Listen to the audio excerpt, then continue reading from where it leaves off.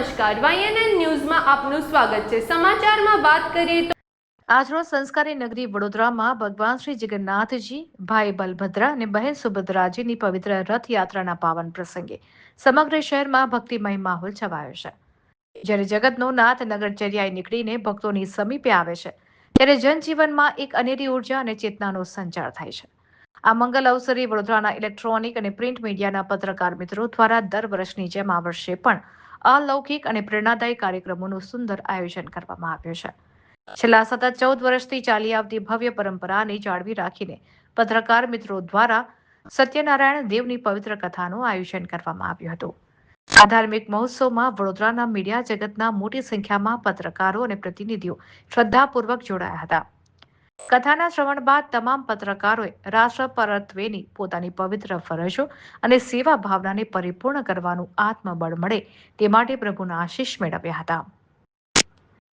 સાંજે જ્યારે ભગવાન જગન્નાથજી ભવ્ય નગરયાત્રાએ નીકળશે, ત્યારે આ પાવન અવસરને ઉલ્લાસભેર વધાવી લેવા માટે મીડિયા અને શહેરના શ્રેષ્ઠીઓ દ્વારા વિશેષ તૈયારીઓ કરવામાં આવી છે।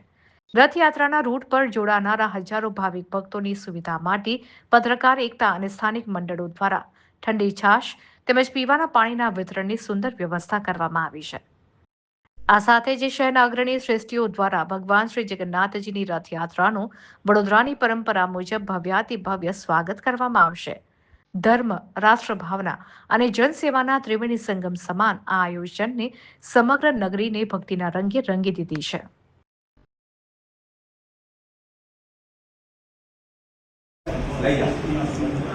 જેમ આપ જાણો છો કે જ્યારે જગતનો નાથ જગન્નાથ ભગવાન બેન સુભદ્રા અને ભાઈ બલભદ્ર સાથે જ્યારે ભક્તોને દર્શન આપવા માટે વડોદરાના રાજમાર્ગો ઉપર નીકળે છે, ત્યારે આનાથી કોઈ અલૌકિક અવસર કોઈ હોતો નથી। ત્યારે વડોદરા મીડિયા જે લોકતંત્રની ચોથી જાગીર છે અને સમગ્ર વર્ષ દરમિયાન જે સમાજ સેવામાં રત રહે છે, તો અમે પણ અષાઢી બીજના આ પવિત્ર દિવસે ભગવાન શ્રી સત્યનારાયણ દેવની કથા તેમજ જ્યારે ભવ્યાતિ ભવ્ય રથયાત્રા નીકળશે ત્યારે એમાં જોડાનાર સર્વે ભક્તોનું એક અનેરું સ્વાગત કરીએ છીએ। લગભગ 14 વર્ષથી અમે આ સતત કામ કરી રહ્યા છીએ। એ પાછળનો મુખ્ય ઉદ્દેશ પણ એ છે કે જ્યારે આ સત્કાર્યની અંદર જ્યારે મીડિયા સાથે જોડાય તો મીડિયા સમગ્ર વર્ષ દરમિયાન જે રીતે પોતાનું કાર્યનું નિર્વહન કરીને જે સમાજ સેવા કરે છે, એ માટે અમને સતત પ્રભુ શક્તિ અને મનોબળ ટકાવી રાખે એવી આશા સાથે જ અમે આ કાર્ય કરી રહી છીએ અને આગામી દિવસોમાં પણ ભગવાન શ્રી જગન્નાથજીની મહેર સર્વે રાષ્ટ્રવાસીઓ ઉપર વરસતી રહે એવી શુભકામનાઓ છે। જય જગન્નાથ। આજે ભગવાન જગન્નાથજી જ્યારે નગરયાત્રા નીકળે છે, ભક્તોને સામેથી જ્યારે દર્શન આપવા નીકળે છે, ત્યારે અનેરો માહોલ વડોદરામાં સર્જાય છે। તો અમે વડોદરા પ્રિન્ટ અને ઇલેક્ટ્રોનિક મીડિયા ભેગા થઈને આ નિમિત્તે અહીંયા આગળ સત્યનારાયણ દેવની કથા કરીએ છીએ।